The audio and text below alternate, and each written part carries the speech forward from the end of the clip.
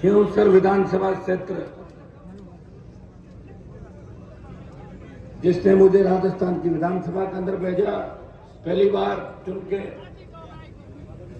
और वहां से मैं आपके प्रत्याशी के रूप में आज की इस नामांकन सभा में 2.5-3 घंटे देरी से पहुंचा। उसके लिए तो मैं क्षमा प्रार्थी हूं, लेकिन मुझे याद है 2018 के अंदर जब नामांकन सभा हुई थी, और उस समय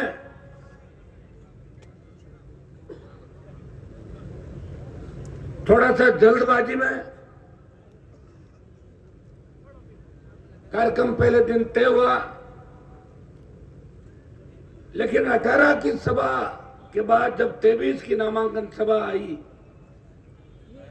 तो उस नामांकन सभा से 2.5 गुना ज्यादा तादाद के अंदर आप लोग यहां पधारे और आपने सीधा सीधा संदेश दे दिया कि खींवसर की सीट जो आम आदमी सर्व समाज की सीट है, जिस सीट से चुन के जाने वाले व्यक्ति ने इस राजस्थान में एक अलग जगह ही किसान कमेरे दलित शोषित पीड़ित का नारा दिया और उन्हें सत्ता के सिंहासन की ओर लेके चला। इसलिए खींवसर की जनता ने यह मन बना लिया कि खींवसर की सीट 2023 में राष्ट्रीय लोकतांत्रिक पार्टी के खाते में डालेंगे। यह आपने आज ही संदेश दे दिया। मुझे लग रहा है कि आज की सभा देखने के बाद कांग्रेस पार्टी के कैंडिडेट भी बदल सकते हैं, कई तरह के आ सकते हैं, क्योंकि कांग्रेस ने तो नागौर में प्रत्याशी घोषित किया, ने खींवसर के अंदर। मुझे लग रहा है कांग्रेस और बीजेपी दोनों मिलकर मुझे घेरना चाहती है कि हनुमान जी को खींवसर में बिजी रखें, ताकि आरएलपी के जो योद्धा राजस्थान के अंदर चुनाव लड़ रहे हैं इनके वोट की अपील करने नहीं जा सके। लेकिन मुझे पूरा भरोसा है मेरे परिवार पर। ये मेरा परिवार है जो राजस्थान की वो जंग लड़ रहा है जो आजादी के आंदोलन के अंदर भगत सिंह ने जंग लड़ी थी। वो खींवसर की जनता इस राजस्थान को न्याय दिलाने की लड़ाई लड़ रही है। मुझे पूरा भरोसा है कि 18 के अंदर आप सबने वचन दिया था कि हनुमान जी आप जिद्दी हो, जिद कर लेते हो और जिद हमारे लिए कर रहे हो। आपने जिद की पार्टी बना के इस किसान की सत्ता में भागीदारी कैसे हो? आप घर घर मत आना, हम आपको चुनाव जिताएंगे। अगर राजस्थान में सबसे मजबूत इलाका कोई है राजनीतिक रूप से, तो इसमें कहने के अंदर कोई अतिशयोक्ति नहीं होगी। वो खींवसर विधानसभा क्षेत्र राजस्थान का सबसे मजबूत इलाका, जहां यहां की जनता खुद 18 में चुनाव लड़ी थी। उनका प्रत्याशी राजस्थान के शोषित दलित पीड़ित तबके को राजस्थान की विधानसभा में ले जाने का प्रयास कर रहा था, और ये लोग मुझे राजस्थान की विधानसभा में भेजने का प्रयास कर रहे थे। बारंबार आपको धन्यवाद। और इस बार भी सबकी इच्छा थी, और जो मंच पे बैठे हैं सारी टीम, मेरा परिवार जो मंच पे बैठा हुआ, ये सारे लोग कह रहे थे कि साहब क्या करोगे, बता तो दो, चुनाव कहां से लड़ोगे? ये आप भी जानते हैं कि मैं लंबी लड़ाई राजस्थान से लड़ रहा हूं। मैंने कहा मैं मेरे परिवार जो चाहेगा वही लड़ूंगा। और समस्त मंचासीन सब लोगों ने कहा कि आपको चुनाव खींवसर से ही लड़ना है, और मैंने आपकी भावनाओं को समझते हुए खींवसर विधानसभा क्षेत्र से ही चुनाव लड़ने का आपकी राय के अनुरूप काम किया। मुझे याद है जब मैं विधायक बन के सांसद बना था उस वक्त उपचुनाव था और उस उपचुनाव के अंदर मेरे सामने एक धर्म संकट खड़ा हो गया। मैं हमेशा परिवारवाद के खिलाफ बात करता हूं, मैं वंशवाद की राजनीति के खिलाफ बात करता हूं। उस वक्त मैंने कहा मेरे भाइयों को, खींवसर के पूरे मोजीज बुजुर्गों जवानों को कि मुझे क्या करना चाहिए। मैं मेरे परिवार से चुनाव नहीं लड़ना चाहता। आज रामेश्वर जी की तबीयत ठीक नहीं है। मैंने उनको कहा आप चुनाव हार गए, आप चुनाव लड़ो। जो चुनाव लड़े दूसरे कांग्रेस से उनको भी कहा आप चुनाव लड़ो, लेकिन आरएलपी से चुनाव लड़ो, क्योंकि खींवसर राष्ट्रीय लोकतांत्रिक पार्टी की शुरुआत इस खींवसर की धरती से होगी। उन लोगों ने कहा कि आरएलपी से हम नहीं लड़ेंगे। तो मैंने कहा आरएलपी से अगर नहीं लड़ोगे और खींवसर में आरएलपी नहीं जीती तो मेरी करी कराई मेहनत में पानी फिर जाएगा कि हनुमान बेनीवाल उस सीट को सुरक्षित नहीं रख सका जिस सीट ने राजस्थान को एक नई दिशा दी थी, एक लड़ने वाला योद्धा राजस्थान को दिया था। तब मैंने कहा कि आप बताएं, तब सबकी इच्छा थी कि आप अपने परिवार से चुनाव लड़ाओ, आप अपने छोटे भाई नारायण को चुनाव लड़ाओ। मैं कह रहा था चुनाव नहीं लड़ाए। मेघ सिंह जी बैठे हैं, इन्होंने कहा साहब आप घर से चुनाव लड़ाओ। ये सरपंच साहब और बाकी लोग बैठे हैं। कहा मैंने इस बात का विरोध किया। मैंने कहा मेरे को लोग कहेंगे कि हनुमान जी तो खुद ही अपने भाई और अपने घर से ही राजनीति चलाने लगे, मेरे दिक्कत आएगी। तो खींवसर के तमाम जो मंच पे बैठे लोग इन्होंने मुझे कहा कि अगर आप अपने भाई को चुनाव नहीं लड़ाओगे तो हम फिर जरूरी नहीं सीट आपको जिताएं। मुझे डराया धमकाया और मैं मान गया। क्यों नहीं मानता, मुझे पता मेरी तरह जिद्दी है, जिस तरह मैं जिद्दी हूं ये मेरे से ज्यादा जिद्दी है। मैं समझ गया टाइम पे। मैंने कहा ठीक है जिता दोगे, जिता के ले आएंगे। उस वक्त के चुनाव को जो राजस्थान का सबसे महत्वपूर्ण चुनाव था, 8 चुनाव हुए राजस्थान के अंदर, अभी उपचुनाव, उसमें 6 चुनाव कांग्रेस की झोली के अंदर गए, 1 चुनाव भारतीय जनता पार्टी का राजसमंद के अंदर और 1 चुनाव राष्ट्रीय लोकतांत्रिक पार्टी जीती खींवसर के अंदर। 50 विधायक और 15 से ज्यादा मंत्री, पूरी राजस्थान की सरकार मुझे घेरने के लिए, आरएलपी के गढ़ को ध्वस्त करने के लिए इस तरह सरकारी मशीनरी का दुरुपयोग किया कि 20 साल के अंदर जो भी पुलिस के थानेदार से लेकर एसपी तक जितने भी खिलाफ थे किसानों के और मेरे, उन सब की एडिशनल ड्यूटियां लगा दी और हर बूथ पे 100 जवानों को खड़ा कर दिया, डराया धमकाया लोगों को। कुचेरा गांव के अंदर बूथ कब्जा करने की साजिश की, लेकिन मेरे छोटे भाइयों ने इस चुनाव को गहलोत वर्सेज हनुमान बना दिया, आम जनता का चुनाव बना दिया कि आम जनता जीतती है या राजस्थान की निरंकुश सरकार जीतती है। और आप हिले नहीं, मजबूती से रहे और पुलिस भी बैठी रह गई। और जब चुनाव का रिजल्ट आया तो नया इतिहास इस राजस्थान की धरती पर लिखा गया कि खींवसर वो इलाका है जो नाराज होने के बाद भी निर्णय वही करते हैं जिस निर्णय का अंतिम परिणाम किसान हित में होता है। आपने अपने भाई को चुनाव जिता के एक बहुत बड़ी इज्जत राजस्थान के अंदर दी। मुझे याद है जब 2014 के अंदर, मैं तो यारी दोस्ती निभाने वाला व्यक्ति हूं,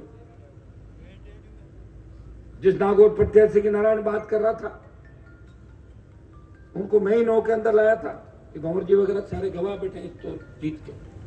9 में बीजेपी में था, वो सुंदरा से झगड़ा था, ये सब बोले क्या करें। आपका मन क्या है कि कुछ ऐसा कर दो ना कि बीजेपी का इलाज हो जाए। मैं तो वही चाह रहा हूं, करना ही चाहता हूं इलाज। कांग्रेस प्रत्याशी बनाया हमने, चुनाव जिताया, लेकिन हम चाह रहे थे कि हमारे हिसाब से, जनता के हिसाब से चले। नहीं चले। 13 में निर्दलीय में आ गया था, जीता आपके सामने। 14 का लोकसभा का चुनाव जब मुझे लड़ाया तो नागौर जिले के 2 दर्जन बड़े नेता, जिनमें ज्यादातर कांग्रेस पार्टी के नेता थे, उन्होंने हाथ में गंगा जल लेके कहा, हनुमान जी आपको चुनाव लड़ना होगा और हम सब नागौर जिले को संभालेंगे। मैंने उनको कहा था कि आपका मकसद ये नहीं होना चाहिए कि मैं कांग्रेस को हरा दूं, इसके लिए मैं नहीं लड़ूंगा चुनाव। उन्होंने कहा हर कॉन्स्टिट्यूंसी में खड़े नहीं। भाई ये चुनाव के अंदर उतर गया। चुनाव में उतरने के बाद सिर्फ मेरा सम्मान अगर इस जिले के अंदर किसी ने रखा, नंबर 1 वो खींवसर विधानसभा क्षेत्र में रखा। कांग्रेस पार्टी की जमानत जब्त करा दी, 17,000 रुपए कांग्रेस को समेट दिया। और दूसरा नागौर और खींवसर घायल, तो 30,000 वोट इस इलाके के अंदर मिले। बाकी हमारे जो नेता गंगा जल लेने वाले थे, वो 3, 4, 5 दिन बाद सारे भारतीय जनता पार्टी की गोदी में जाके बैठ गए और बोले हम तो सीधा वोट दिलाएंगे बीजेपी को, सीधा बीजेपी को वोट दिलाया। खैर इन बातों में जाने से कोई मतलब नहीं। 8, 13, 3 में जब मुंडवा था, आधा इलाका खींवसर बाद में बनी। 3, 8, 13, 14, 18, फिर 19 लोकसभा और फिर नारायण का 19 का विधानसभा का चुनाव। लगातार वोट को कम नहीं होने दिया। इस 5 साल के अंदर तो मैं आपसे माफी भी मांगूंगा। आप बहुत ज्यादा प्यार करते हैं मेरे से। आप लोग चाहते हैं कि हनुमान जी हर वक्त आधा घंटा घंटा हर आदमी से बात करें। समय नहीं था मेरे पास। 2 साल कोरोना के अंदर निकल गए। मैं हर व्यक्ति से ज्यादा बात नहीं कर पाया। ना आप नाराज हो जाते थे। अकेला व्यक्ति हूं, 24 घंटे जन सुनवाई करता हूं, सरकारों से लड़ता हूं, मोदी से झगड़ा, गहलोत से झगड़ा, फिर भी खाली हाथ घर से कोई नहीं गया। अगर रोता हुआ हनुमान बेनीवाल के पास आया, वो हंसता हुआ मेरे घर से गया। ये मैंने प्रयास राजस्थान प्रदेश के अंदर किया। काजल की कोठरी के अंदर रहते हुए कोई दाग मेरे ऊपर कभी नहीं लगा।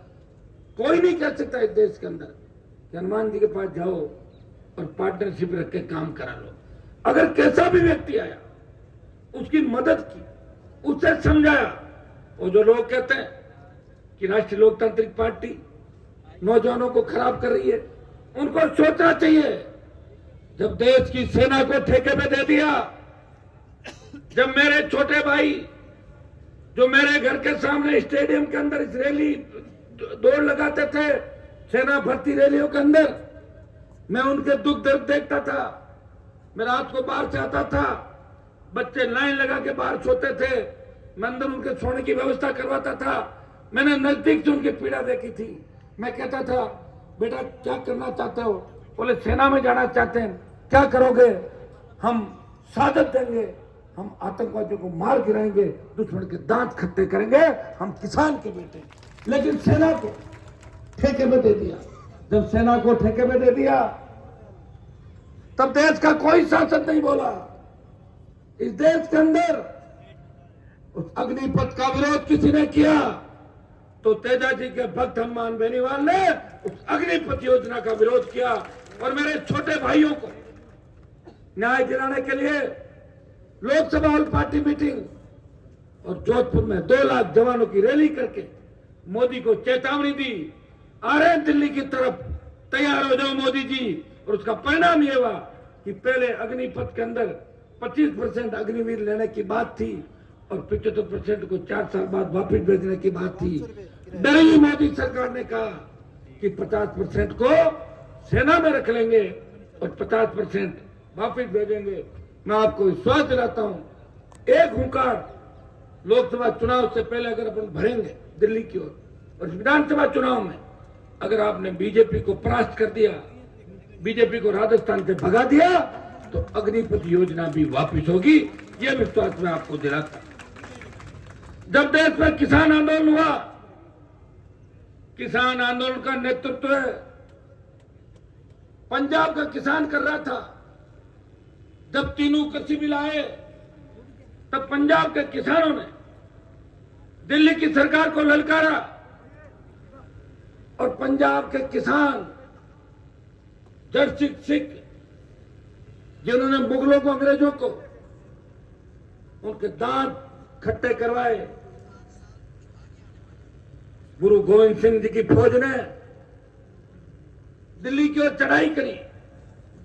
हरियाणा साथ आया, उत्तर प्रदेश साथ आया, दिल्ली साथ आया, लेकिन राजस्थान में हलचल नहीं थी। कोई राजस्थान का नेता इन कृषि बिलों के खिलाफ नहीं बोल रहा था। यूपी, हरियाणा, दिल्ली के नेताओं ने मुझे कहा, हनुमान जी आप तेजाजी महाराज के भक्त हो। 1000 साल पहले तेजाजी महाराज ने गायों की रक्षा करते हुए अपने प्राण न्यौछावर कर दिए। वो वचन के पक्के थे। आपने वचन दिया था जब आरएलपी पार्टी बनाई कि किसान जवान को जरूरत होगी मैं सत्ता छोड़ के सड़क पे आ जाऊंगा। आपको हम वचन याद दिलाते हैं। भाइयों, परोसी हुई थाली, मोदी के मंत्रिमंडल में मंत्री बन रहा था, एक झटके में परोसी हुई थाली को ठोकर मारी और हाईवे जाम किया।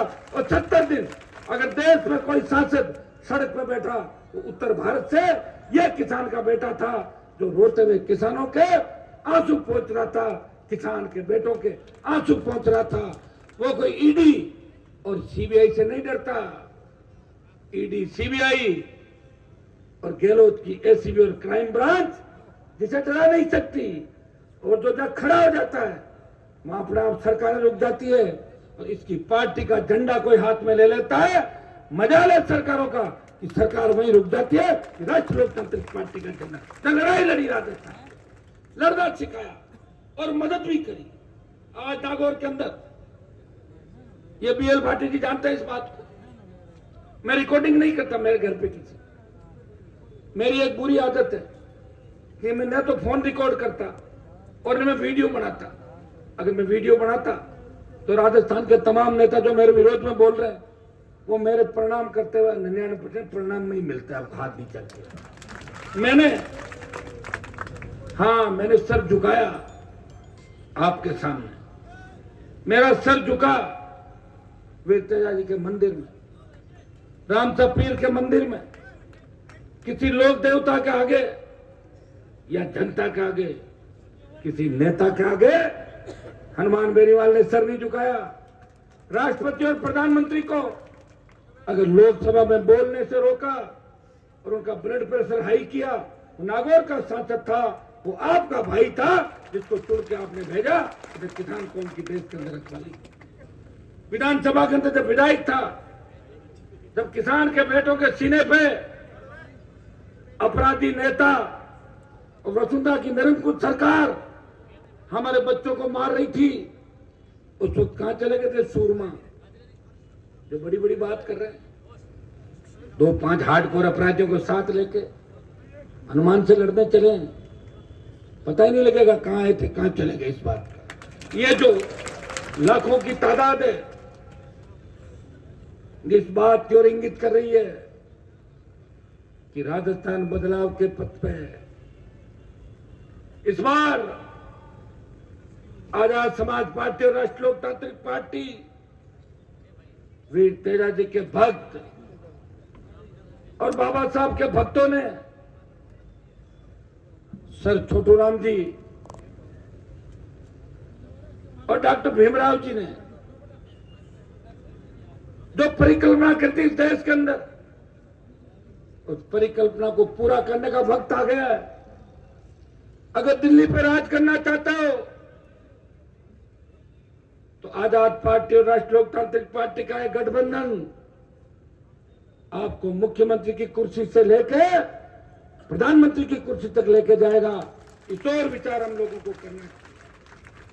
भाइयों, ये आपका आशीर्वाद का ही परिणाम है। मैं देखता हूं नेताओं को किस तरह चढ़ते हैं, 10-10 बार रोटी खा जाते हैं, 15-15 ड्राई फ्रूट करते रहते हैं, पार्टियां करते हैं, मौज मस्ती करते हैं, घूमते हैं, एंजॉय करते हैं। एक व्यक्ति अभी आप मानोगे नहीं, मैं भी सुबह से खाना नहीं खा के आया। ये ऊर्जा किसकी है? ये आपकी ऊर्जा है। ये ऊर्जा किसकी है? वीर तेजाजी महाराज मुझे भेजा ही इसलिए कि मैं तैयार करूं, नेता तैयार करूं। ये फैक्ट्री है राष्ट्रीय लोकतांत्रिक पार्टी, नहीं नेता तैयार करूं। आप देखिए मंच में ज्यादातर कौन दिखेगा? किसान के बेटे, दलित, हमारे सत्ताराम जी देवाजी समाज का। कौन घूम रहा है हेलीकॉप्टर में? बताओ मुझे। जिनके हाथ में राज था, हेलीकॉप्टर छोड़ो, कभी सर्किट हाउस में चाय नहीं पिलाई किसी को बिठा के बना। ये तो मैं ही हूं कि सर्किट हाउस का जो 1 नंबर कमरा था उसको 1.5 साल तक मैंने अपने पास रखा और खाना भी मेरे साथ खाते थे, चाय भी पीते थे और एयर कंडीशन चला के आराम भी करते थे सर्किट हाउस में। ये मैंने करवाया था। मैंने जोत जगाई, जोत संघर्ष की। ये वो